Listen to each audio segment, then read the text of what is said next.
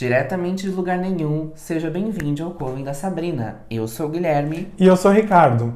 E no vídeo de hoje vamos trazer 5 indicações de filmes que trazem magia e espiritualidade e que foram importantes na nossa trajetória espiritual. Não é verdade? É verdade. Vamos lá.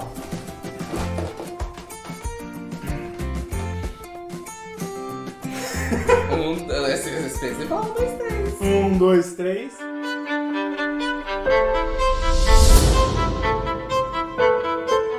Bem, antes de mais nada, né, a gente vai dizer pra vocês qual é a nossa trajetória espiritual, né, pra ter sentido. Bem, eu sou uma bruxa pagã solitária, ou seja, meu caminho espiritual está voltado para a natureza, para a existência, para seres e criaturas sobrenaturais de crenças antigas, e aí entra o paganismo, porque as minhas crenças, né, as divindades, elas não são cristãs. Paganismo é aquilo que não é cristão, tá? Então, o cristianismo, em geral, todos os elementos dele, com exceção de um elemento que eu trago no filme ainda nesse vídeo, não fazem parte da minha vivência, do meu caminho espiritual, tá? E é solitário porque eu não faço parte de nenhuma religião, de nenhum grupo, de nada, né? Sou eu sozinho. E isso é muito comum dentro da bruxaria, né? Bruxas solitárias. E isso é importante pra mim porque eu tive um momento no final da minha infância e na minha adolescência de grande... eu vou usar a palavra fanatismo, é um erro meu, tá? Minha responsabilidade. Dentro da religião católica. Então, depois disso que eu consegui sair dessa situação, eu senti e ainda sinto a necessidade de uma liberdade total. Então, eu gosto de muitas crenças, assim como da Umbanda, por exemplo, né, que tem das raízes africanas e indígenas, mas eu não pertenço a nenhuma religião. Bruxaria, pra mim, é um caminho espiritual. Eu sempre tive um contato, desde a infância, com temas da espiritualidade. Meus pais sempre estiveram ligados a essas crenças, principalmente mais espíritas. Então, os conceitos do espiritismo sempre estiveram enraizados em mim. Na adolescência, comecei os estudos, frequentava, raramente, não com tanta frequência assim, as casas espíritas, mas sempre foi o que foi mais próximo dos estudos para mim. De um tempo para cá, me debrucei a estudar as obras de Kardec, só que nesse meio do caminho conheci a Umbanda. E hoje eu tenho a Umbanda como minha religião. E não entendo o Espiritismo como uma religião, principalmente não como uma religião minha, mas carrego o Espiritismo como uma filosofia e como estudo de todos esses fenômenos mediúnicos, de todas essas questões que parecem um mistério sobre a espiritualidade. Carrego e atrelo as duas na minha vivência espiritual. É importante dizer que a Umbanda e o Espiritismo não são a mesma coisa. O Espiritismo, ele tem ali nascimento na França do século XIX, com os estudos de Allan Kardec. A Umbanda, ela tem como seu mito de criação ali no começo do século XX, mas a gente tem um entendimento que foi um processo histórico para o surgimento da Umbanda, principalmente as misturas das crenças e das vivências espirituais, do espiritismo, das crenças de matrizes africanas trazidas pelos escravos, das vivências e influências das culturas indígenas locais do Brasil, ainda influências de cultura cigana, de cultura hindu e, por algo forçoso, inclusive, o catolicismo, né? Por meio do sincretismo. Então a gente tem um mix de crenças e espiritualidades que formam a Umbanda. A Umbanda é diversa, não é como o Espiritismo, que tem ali a sua matriz nos seus 5 livros base. A Umbanda tem vários fundamentos, varia de casa para casa, não há um fundamento errado, não há uma vivência errada, uma crença, uma cultura de se cultuar errada. É importante dizer isso. Cada casa tem o seu fundamento e é preciso respeitar, dentro inclusive das próprias religiões, essa cultura. Bem, e o primeiro filme que eu quero trazer aqui no vídeo é um filme dos anos 90, 97, se não me engano, que se chama Da Magia à Sedução. É um filme que é baseado num livro de Alice Hoffman e é protagonizado por duas estrelas de Hollywood, que é a Nicole Kidman e a Sandra Bullock. Nesse filme, Gillian, que é a Nicole, e Sally, que é a Sandra, são irmãs, né? Elas são da família Owens, que é uma família de bruxas, que tem toda uma história, né, contada ali no filme de uma maldição de família, que faz com que as irmãs Owens sempre tenham ali os seus romances com um final trágico. E nesse filme é muito interessante porque a gente consegue enxergar essa ideia, né, da bruxaria como uma tradição familiar e de uma bruxaria muito natural. A bruxaria, ela é muito ampla, existem várias formas de bruxaria, tá? Mas o filme eu enxergo uma forma muito geral, generalizada, genérica no bom sentido, sabe? É como se representasse de uma forma muito simples vários caminhos da bruxaria. E é muito delicado como a gente consegue ver no filme como os poderes, os rituais, os feitiços são interligados à vida daquelas mulheres. E isso pra mim é muito próximo, porque bruxaria pra mim, espiritualidade pra mim é algo o tempo inteiro. Não é algo que eu desligo. Eu sou bruxa o tempo inteiro. Então, o mundo espiritual está em contato comigo o tempo inteiro.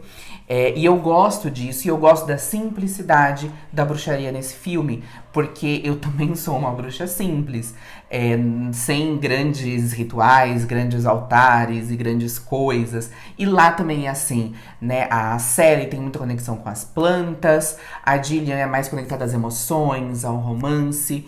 Tem uma cena onde outras mulheres que até então não eram bruxas têm uma participação importante, trazendo essa ideia de que todo mundo tem o potencial para magia, para espiritualidade.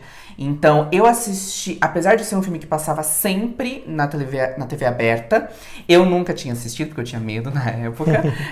Foi de uns 6 anos pra cá, 6, 7 anos, quando eu comecei, de fato, a entrar, a estudar e aceitar a bruxaria, que eu fui assistir o filme, e ele é um dos meus filmes preferidos da vida, porque eu me sinto muito representado por ele.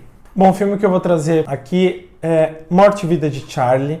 É um filme que marcou porque foi das primeiras produções que exemplificaram alguns conceitos que eu já tinha, numa época, inclusive, que eu devia ter por volta dos seus 13, 14 anos, sem tanto estudos dentro do espiritismo, né? Ele traz um pouquinho sobre mediunidade, vida após a morte, ele traz conceitos ali de mortes violentas, obsessão. Esse não é um vídeo de análise, onde eu vou analisar e explicar cada um desses fenômenos, cada uma dessas questões aí que dá para se estudar dentro da espiritualidade, dentro do espiritismo da Umbanda, mas é um filme que exemplificou um pouco, né, esses conceitos. Ele conta a história do Charlie e do Sam. Eles são irmãos, né? O Charlie é o irmão mais velho do Sam. E eles têm uma relação muito próxima, de muito afeto. Um ensinando o outro a jogar beisebol, essa relação quase que de pai, né? Eles não têm um pai presente, o pai foi embora, eles são criados apenas pela mãe. Então isso marca muito, né? Porque o Charlie, ele assume um pouco esse papel de pai do Sam. Eles competem juntos à vela e num trágico acidente de carro, o Sam acaba desencarnando. Temos ali várias explicações, temos ali uma questão de uma vivência ali de quase morte, uma experiência de quase morte.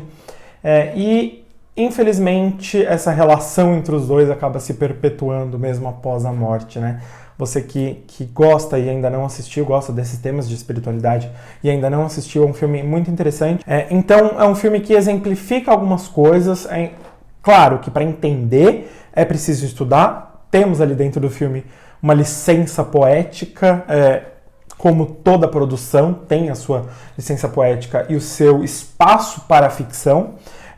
Mais pra frente ele inclusive coloca uma outra personagem, a Tessa, que também tem um papel de muita importância para o acontecimento da história em si, mas também para algumas explicações.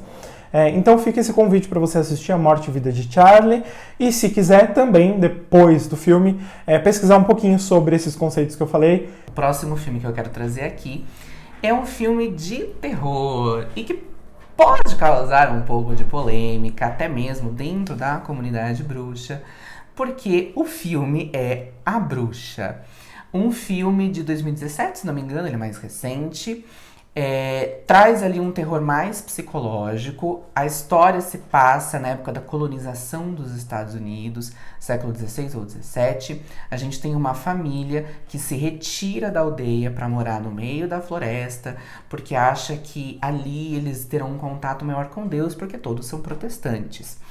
Só que começam a acontecer situações ali naquela família, que essas situações acabam sendo ditas, né, consideradas atos de uma suposta bruxa que mora na floresta. E aqui a gente tem, além das referências a contos de fadas, a figura da bruxa má, a gente tem, obviamente, um viés cristão e a ideia de que essa bruxa é uma serva de Satã. E ao longo do filme, a gente tem situações muito angustiantes, mas a protagonista, a Thomasin, que é uma adolescente de provavelmente uns 16 anos, ela é o ponto central de toda essa raiva, porque por ser uma mulher que está se desenvolvendo, todos os preconceitos e tabus daquela sociedade recaem sobre ela. E ela é a principal suposta bruxa, né? A pessoa que acham que pode ser a bruxa por conta da sexualidade que estaria aflorando. E esse filme diz muito pra mim, da mesma forma que da Magia e Sedução me mostrou essa forma simples e natural de ser bruxa, a bruxa me impactou muito pelo preconceito e pelo desenvolvimento da Thomasin. Eu sofri esse preconceito dentro de uma igreja cristã, então eu me identifiquei com ela nesse ponto, mas me identifiquei também com a vontade de ser livre. E por mais que o filme possa indicar até que a liberdade dela seja algo ruim, não é. A gente vê que, apesar de tudo, ela encontra essa liberdade numa bruxaria que ainda assim é satanista. E aqui eu quero dizer uma coisa, que o único elemento cristão que eu trabalho, que eu tenho na minha espiritualidade, é justamente o satanismo. Porque eu passei por um grande processo de entender o que é isso, de desconstruir a figura negativa que existe sobre isso. E por mais que a comunidade bruxa queira... Nossa, parece que eu sou de Harry Potter, né? Comunidade bruxa. Pode falar, gostei. Não, é comunidade bruxa mesmo. Queira se desvincular da imagem de Satã, e tudo bem, porque nem toda bruxa é satanista. A maioria das bruxas não é satanista porque não é cristã. Existem bruxas cristãs que não são satanistas, mas existem bruxas satanistas.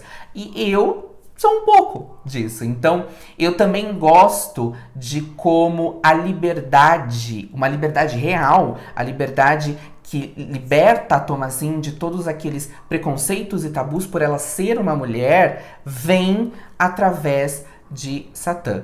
E outra coisa que eu gosto muito é o Black Phillip, que é o bode preto do filme, o mascotinho do filme, que inclusive faz parte do meu nome de bruxa. E é um filme de terror, mas é mais angustiante por conta do preconceito e do que os humanos fazem do que pelo próprio sobrenatural que existe no filme. O segundo filme que eu trago aqui para a nossa lista de hoje em contraponto, inclusive, A Morte e Vida de Charlie, que foi o primeiro filme que exemplificou alguns conceitos do espiritismo.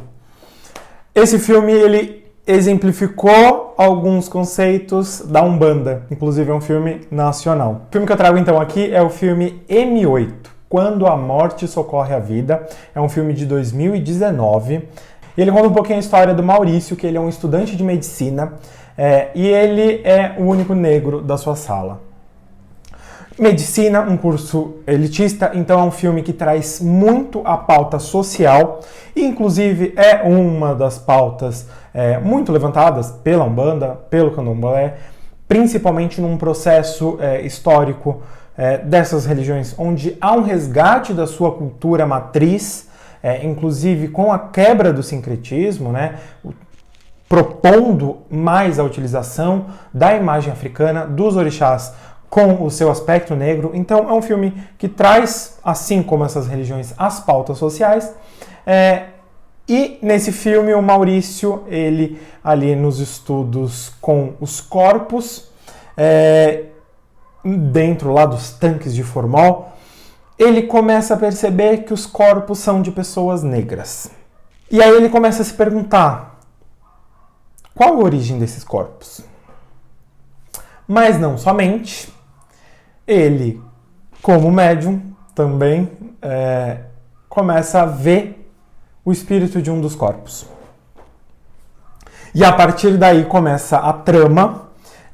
Ele tem ali em seus familiares, inclusive, umbandistas, e ele começa a frequentar o terreiro. Então tem uma relação onde tem esses aspectos sociais, tem a relação da sua mediunidade, da sua fé e espiritualidade, e ele buscando saber quem são os corpos. Inclusive ele mostra no filme dados e questões dos desaparecidos no Rio de Janeiro, porque é um filme que se passa no Rio de Janeiro.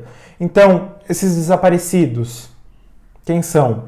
Temos cenas muito fortes, muito explicativas e muito emocionantes nesse filme. Há algumas cenas, principalmente no final do filme, elas são muito emocionantes. Então fica aqui esse convite para você assistir M8. É um filme que vai trazer pautas sociais, é um filme que vai trazer questões da espiritualidade, numa vivência cotidiana de um brasileiro, né? De um carioca, estudante de medicina, negro, um jovem que está ali começando a sua vida espiritual, mas também a sua vida como um cidadão brasileiro. Então é um filme muito interessante e que, assim como Morte e Vida de Charlie, ele exemplificou algumas coisas muito importantes e impactantes para mim sobre a Umbanda. Então são filmes aí que integram o meu eu espiritual. E agora a gente vai trazer um filme que, além de ser o mais antigo pra gente, né, que a gente assistiu primeiro na nossa vida, é um filme que eu acho que traz um pouco do que a gente quer trazer nesse quadro e que nós gostaríamos que existisse na sociedade, que é justamente as intersecções entre as crenças. É um filme que nós dois vamos falar porque tem significados pra gente dentro das nossas espiritualidades. E uma espiritualidade não exclui a outra. Eu gosto muito da Umbanda, eu muitas vezes frequento a Umbanda. O Ricardo estuda bruxaria também comigo. Então, essa amizade entre as crenças e o entendimento de que uma não precisa excluir a outra é algo que a gente quer também trazer aqui no canal. E agora a gente vai trazer o filme Irmão Urso. Uma animação da Disney, isso mesmo que vocês estão ouvindo. Bom, Irmão Urso é um filme que, inclusive, eu assisti recentemente, durante a pandemia. Eu também.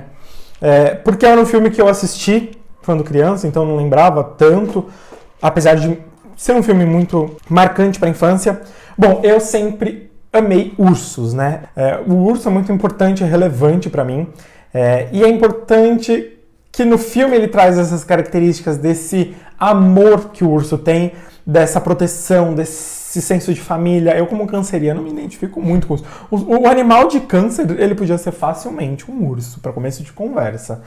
Bom, o filme traz aí sua essência da crença indígena pré-colombiana. Então, ali é uma cultura que ainda não foi tocada pela influência judaico-cristã. Isso é um ponto importante. Da sociedade europeia. Ele traz os elementos da natureza. O Guilherme falou dessa intersecção entre as espiritualidades. Então é isso, né? A força que a natureza tem, que os elementos têm, que os sentimentos trazem pra gente. É óbvio, dentro da alusão ali da história, da transformação em um animal, a gente não está aqui analisando tecnicamente as questões de espiritualidade do filme, mas a essência e a mensagem que o filme quer trazer. Ele mostra ali a vida após a morte, ele mostra ali o espírito do irmão mais velho, como a ancestralidade, né? Eles têm esse culto e esse respeito à ancestralidade, a quem desencarnou e veio antes de nós. São esses espíritos que cuidam de nós e que estão ali passando a sua essência, a sua força dentro da espiritualidade. Sim, e eu acho que uma coisa muito forte no filme, né, como o Ricardo acabou de falar, é a ancestralidade, que é algo muito valioso tanto para a bruxaria quanto para a Umbanda, né, essa questão das crenças primitivas, da raiz da nossa espiritualidade. Né? A bruxaria pagã é sobre isso, é sobre a gente resgatar as nossas raízes espirituais. E o xamanismo presente nos povos indígenas, não só nos estadunidenses, mas em toda aqui a América e também em todo o mundo, né? Os povos indígenas, antes dessa grande massificação das grandes religiões, tanto judaico-cristãs quanto as outras monoteístas, era justamente essa ligação com a terra, com os ancestrais, essa transformação espiritual. Eu sempre enxergo, não desde criança, né? Porque eu não tinha esse entendimento, mas depois que eu comecei a entender, a transformação do ser humano em urso como essa transformação espiritual. Tanto ele entendendo e aceitando o animal de poder dele, esse arquétipo interior que ele tinha como se fosse uma missão de vida, mas essa transformação de que a gente atinge quando encontra um caminho espiritual, seja ele qual for, mas a gente encontra essa espiritualidade, a nossa transformação vai acontecendo. E é só depois dessa transformação que acontece com o personagem que ele consegue entrar em contato com os familiares que já tinham falecido. Isso é importante, né? Eu tenho aí quase que, como o Guilherme falou, nessa questão de transformação. A transformação, né, do Kenai em urso, e principalmente a relação dele com o Koda, é como se fosse uma alusão à sua vivência espiritual. É encontrar um irmão espiritual, né, um irmão dessa vivência espiritual, e todos os desafios que ele passou, o Kenai, ele amadureceu como pessoa, né? Como espírito, como essência, né? Essa aceitação desse arquétipo, né? Desse animal de poder, o urso, mostra esse amadurecimento do Kenai, porque ele era brincalhão, ele era imaturo, ele não levava a sério as culturas da tribo, a vivência, as hierarquias, e ele passa a entender muita coisa nessa sua vivência. Ele precisou quebrar a cabeça? Precisou viver momentos extremos, sim, mas o Kenai se transformou, e essa transformação foi muito importante, e o ponto que tocou a transformação do Kenai é o amor, que é essa força, essa essência do urso, e esse amor que ele encontrou em cuidar do Kenai, que inclusive é um valor de irmão que ele não tinha com a sua relação com os outros dois irmãos, né? Eu acho que é muito importante. E como você falou, esse acesso à ancestralidade, esse respeito à sua cultura. Sim. E por fim, mas não menos importante, até algo mais óbvio no filme, é a relação com a natureza, né? O Kenai, ele começa a aprender que os animais têm vida e importância, que as árvores, tudo na natureza tem uma importância. E pra mim é como se um humano fosse jogado no Rei Leão, né? O Kenai, ele entende o ciclo da vida participando do ciclo da vida, né? Que a gente vê em Rei Leão, ali a gente vê como se a gente fosse jogado no Rei Leão, né? Ele, como transformado em urso, ele consegue entender a importância da natureza. E ambos os caminhos, né? Tanto a bruxaria como a Umbanda, tem essa ligação muito forte com a natureza, não só de preservar, mas de utilizar a energia que vem dela e também de devolver para ela, né? Manter esse equilíbrio entre a gente e o planeta. Acho que é uma mensagem importante, né, que você traz e que o filme ele aborda bastante, né? É a relação. Nós somos um. Nós estamos integrados a essa natureza, ao ambiente e precisamos coexistir de uma forma equilibrada.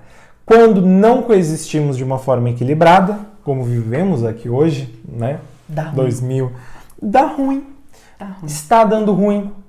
Né? Vai dar ruim, vai dar pior. Não era a proposta, mas eu acho que é importante trazer. A Europa está em chamas. Hoje estamos vivendo um desequilíbrio climático muito forte. E se dá por essa desarmonia na relação com a natureza. Somos um todo e precisamos compreender isso e aplicar na nossa vivência, porque senão esse todo entra em desarmonia e desequilíbrio. E é isso, gente. Espero que vocês tenham gostado da dica. Para finalizar, a gente vai falar onde vocês podem achar os filmes, tá? da Magia Sedução está na HBO Max. E A Bruxa está na Netflix. E O Irmão Urso está no Disney Plus. M8 você consegue assistir pelo catálogo da Netflix. M8 você consegue assistir pelo catálogo da Netflix. Pronto, acabou. M8 você consegue assistir pela Netflix. E Morte e Vida de Charlie pelo Stars Play. Então é isso. Abençoado seja. E até o próximo vídeo. A gente vai ter que gravar o final depois. É a natureza. Até o próximo vídeo. Integração com a natureza. É a natureza. Tchau. Tchau.